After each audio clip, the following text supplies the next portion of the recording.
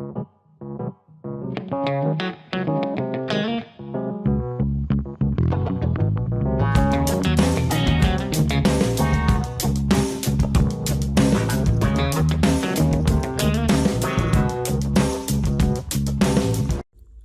guys, welcome back to TV Spoilers. Today I'm going to reveal the guilty verdict against Mariah that has left Tessa feeling guilty. The dramatic trial would take place on Monday, awaiting Mariah's guilty verdict. Mariah stands before the legal system as if before an unforgiving mirror, where every mistake, every memory gap, every shock from the past is forced into clear form on paper, through procedures, through cold words called truth. What's happening in Genoa City right now is like a storm that's been raging since last year, and Mariah can no longer pretend she's just being swept along.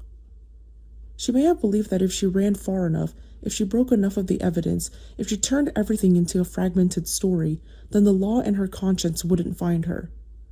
But Y&R never allows anyone to truly disappear. This city holds memories, eyes that can see through the layers of calm makeup, and relationships so tightly bound together that when one person falls, the entire network trembles.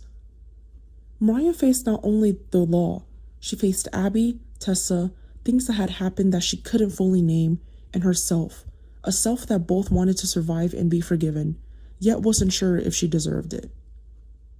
During those tense days, the plea of no guilt sounded like a forced suit of armor, however rigid and restrictive it was.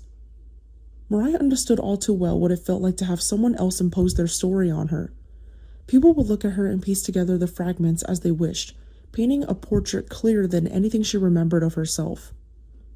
She pleaded not guilty because she couldn't admit something that still held dark areas, blank spaces, and moments distorted by fear and obsession within her mind.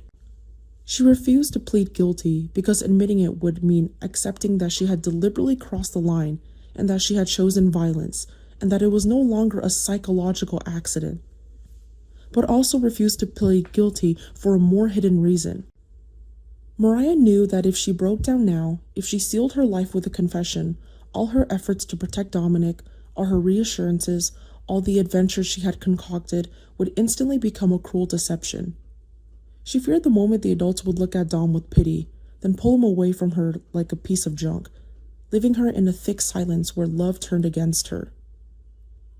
Therefore, the choice to plead not guilty was not simply stubbornness. It was a struggle between survival instinct and the need for atonement. Mariah wanted to scream that she was falling apart, that she wasn't the bad person people thought she was, that certain things had been instilled in her long ago, unnatural fears, reflexes tainted with the smell of a time of manipulation, but she couldn't turn her pain into an immunity ticket. In Genoa City, the victim and the perpetrator were sometimes separated by only a sleepless night and a moment of losing self-control. Mariah felt the cruelty of that. The more she tried to explain, the more she sounded like she was defending herself. The more she tried to remain silent, the more she was perceived as concealing something. And while the law demanded clarity, her mind only produced fragmented emotions, guilt, fear, despair, woven together like a net that made breathing painful. On the other hand, Abby didn't need lengthy analysis to make her decision. Abby's refusal of the apology wasn't a lack of compassion.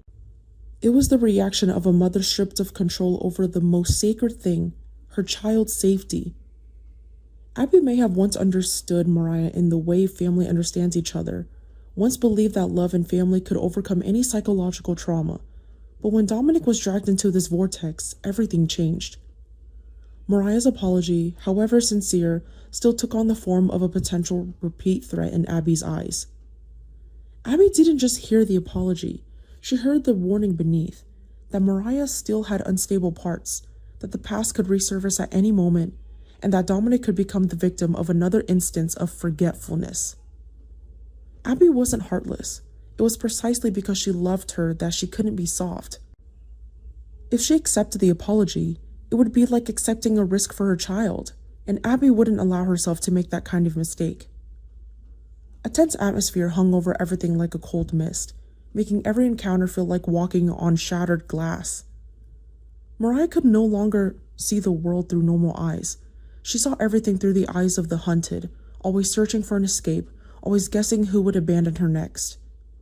Abby walked with the vigilance of a mother, every fear legitimized by the fact that the danger was no longer imaginary. And I think what makes the story so haunting isn't the legal details or any plot twists, but the very real feeling. There are mistakes that can't be undone with an apology.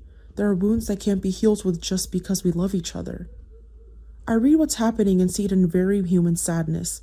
The sadness of realizing you can't go back to the version you were before everything fell apart. And you're also not sure you have the strength to become a decent version of yourself after everything fell apart. Mariah, Abby, Tessa, each has a reason to hurt, and each has a reason to do what they are doing.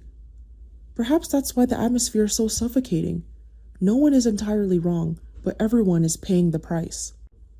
And as this passage concludes, the feeling that remains in me is not the excitement of drama, but a heavy silence, as if standing before a door that may open to hope or another loss, because one wrong step could turn the remaining love of Genoa City into the final thing put to trial.